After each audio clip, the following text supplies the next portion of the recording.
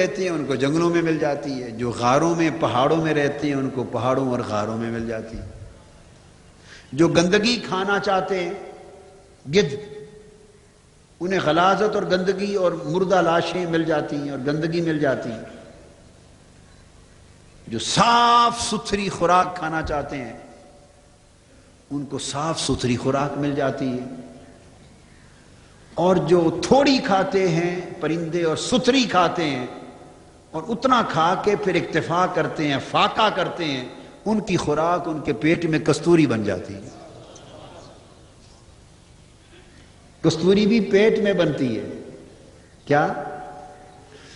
تو کسی کی کھائی ہوئی خوراک فضلہ بن کر، ریزیڈیو بن کے، فضلہ بن کے، غلاظت بن کے نکل جاتی ہے، اور کسی پرندے کی کھائی ہوئی خوراک اس کے پیٹ میں کستوری بن جاتی ہے۔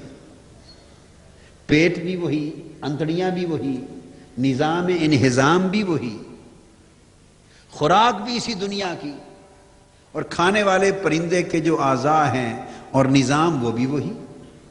کوئی کھاتا ہے تو گندگی بن رہی ہے اور کوئی کھاتا ہے تو کستوری بن رہی ہے۔ کچھ مچھلیاں ہیں وہ کھاتی ہیں تو ان کے پیٹ سے کیویاڈ نکلتے ہیں،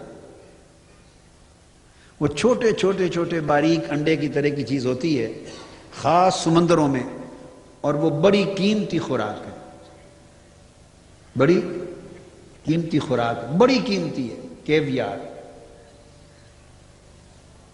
وہ ہزاروں روپے غالباً پاؤ کے یا آدھے کلو کے، ہزاروں روپے میں جا کے ملے گا، وہ لوگ وہ بھی کھاتے ہیں۔ اور میں یورپ میں جب دورے پر ہوتا ہوں تو بعض احباب وہ ہر کھانے کے ساتھ طرح طرح کے کیویاڈ دیتے ہیں، اور مجھے یہ بات پہلے معلوم نہیں تھی، سال دو سال قبل دیکھا کہ ایک ہی پلیٹ میں مختلف رنگوں کے کیویاڈ تھے، سیاہ رنگ کے بھی تھے، چھوٹے چھوٹے انڈے وہ کیویاڈ، سرخ بھی تھے، گلابی بھی تھے، سبز بھی تھے، یلو بھی تھے، مختلف رنگوں کے۔ تو میں نے پہلے سمجھا کہ یہ آرٹیفیشل کلرنگ ہے، رنگ کیا گیا۔ انہوں نے کہا نہیں، رنگ نہیں، مچھلی کے پیٹ سے ہی یہ کیویاڈ اسی رنگ سے نکلتے ہیں۔ تو کوئی خوراک تو نہیں رنگین کھائی، وہ رنگ کہاں چڑھ گیا، وہ رنگ کہاں چڑھا، کیسے چڑھا؟ خوراک تو اسی سمندر کی کھائی، کھانے والی مچھلی بھی اسی طرح کی تھی، اور وہ فضلہ بننے کی بجائے کیویاڈ ہوا، اور جب وہ بن کے نکلا تو کسی کا کوئی رنگ، کسی کا کوئی رنگ، تو پتہ چلا کہ رنگ بھی جدا جدا چڑھتے رہتے ہیں۔ ہوتا سب کچھ مچھلی کے پیٹ میں ہے مگر رنگ جدا جدا چڑھتے رہتے ہیں۔ اسی طرح اس دنیا میں بھی رہتے تو سارے ایک ہی جگہ ہیں، کھاتے پیتے بھی ایک ہی چیز ہیں، ایک ہی فضا میں رہتے ہیں، پر رنگ ہر ایک پر جدا جدا چڑھتا رہتا ہے۔ ڈیپینڈ کرتا ہے کہ آپ سوداگر کیسے ہیں، آپ کس چیز کے خریدار ہیں۔ آپ کپڑے کی دکان پر بھی جب جاتے ہیں نا، جو اچھے سیلز مین ہوتے ہیں نا کپڑے والے، وہ گاہک کو دیکھ کر تھان نکالتے ہیں، گاہک کو دیکھ کر ان کو پتہ چل جاتا ہے کہ یہ کس قسم کے، کس حد تک کے کپڑے کا خریدار ہے۔ مہارت، اسی کو سیلز مین شپ کہتے ہیں۔ تو گاہک کو دیکھ کر تھان نکالتے ہیں، اور پھر وہ چکمہ دینے کے لیے گاہک کے داخل ہوتے ہی ہر قسم کی لائٹیں فل فور جلا دیتے ہیں، 8-10 بلب ٹیوبیں جلا دیتے ہیں تاکہ اصل رنگ کا پتہ نہ چلے، ان روشنیوں میں بندہ دھوکہ کھا جائے۔ اس کو پتہ ہوتا ہے کہ لوگ روشنیوں میں دھوکہ کھاتے رہتے ہیں۔ ان روشنیوں میں آپ کو کوئی سمجھ آ رہی ہے بات کی؟ جی، ان روشنیوں میں لوگ دھوکہ کھاتے رہتے ہیں، اور سب سے زیادہ دھوکہ تو آپ کھاتی ہیں یہ بیویاں دکانوں پر، اور دکاندار کے پاس اگر عورتیں چلی جائیں خریداری کے لیے تو بہت ہی خوش ہوتے ہیں.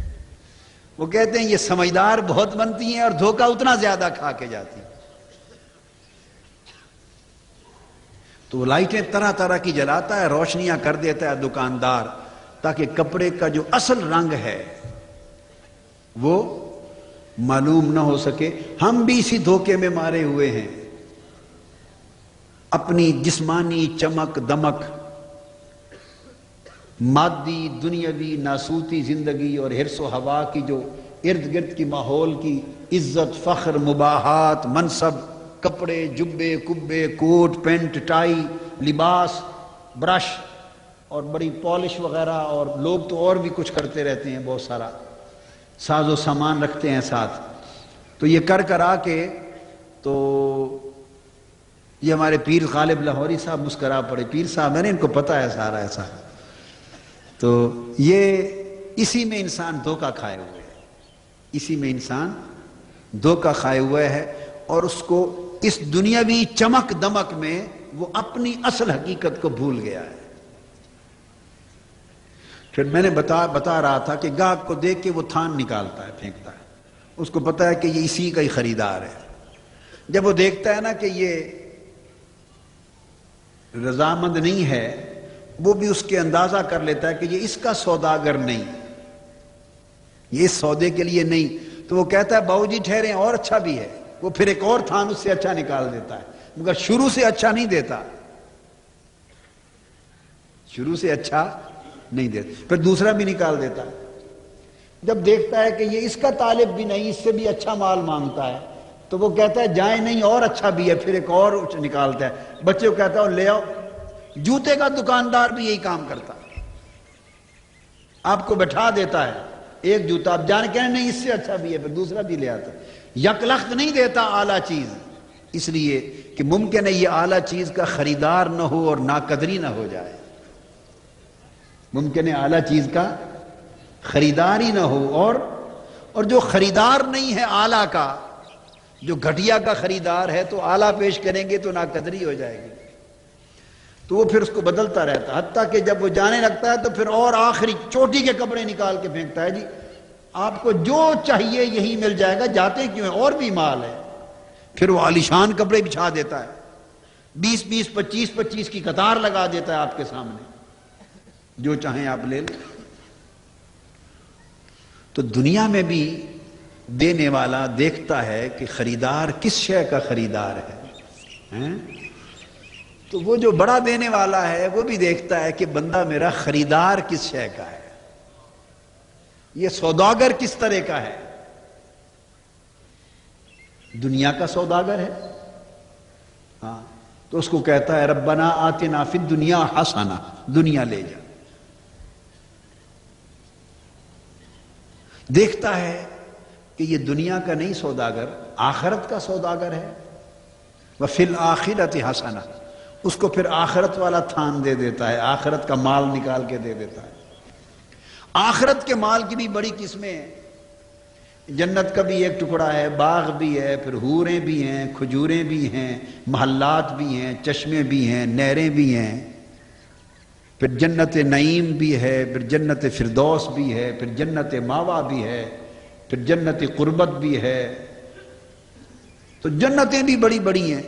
اگر وہ دیکھے کہ یہ ایک ہی دیکھ کر اس میں گم ہو گیا اور مست ہو گیا اور اچھلنے لگ گیا، چھلانگیں لگانے لگ گیا، تو اس کو کیا ضرورت ہے پھر اعلیٰ درجے دے؟ وہ اپنے خاص سوداگروں کے لیے رکھتا ہے.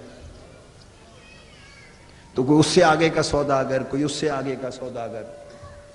اور کچھ ایسے گاہک بھی ہوتے ہیں کہ وہ